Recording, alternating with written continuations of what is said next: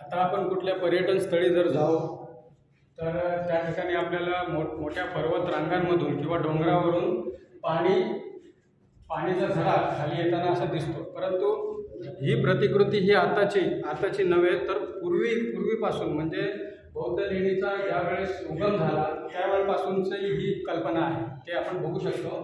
कारण इकडनं इथून पाण्याचा जो झरा आहे तो वाहतो आणि या ठिकाणाहून इथे तो पाण्याचा झरा जातो.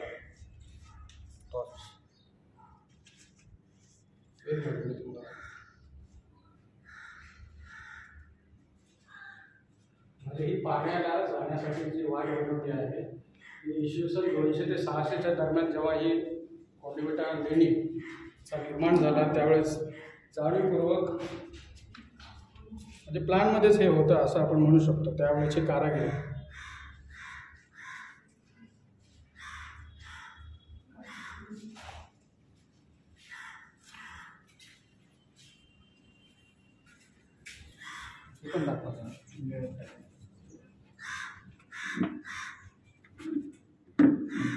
सुयोग्य अशी पाणी जाईल, पाणी झिरपेल, पाणी इकडनं वाहत जाईल त्या पद्धतीने अशा प्रकारचे या ठिकाणी हे नियोजनबद्ध काम कोरीव काम झालेलं आहे.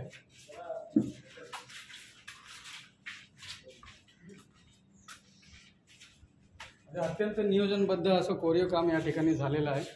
पाणी जाईल, पाण्याची जी वाट आहे ती देखील या ठिकाणी व्यवस्थितरित्या कोरली गेलेली आहे.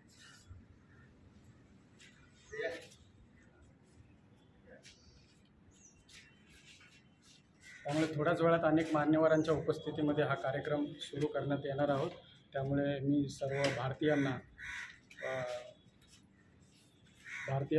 तमाम बांधवांना आणि खास करून या ठिकाणी उपस्थित होणाऱ्या सर्व बांधवांना मी आज बुद्ध पौर्णिमेच्या लाख शुभेच्छा देतो. सर्वांचं मंगल हो अशी मी तथागत चरणी प्रार्थना करतो. धन्यवाद. जय भीम. नमो बुद्धाय.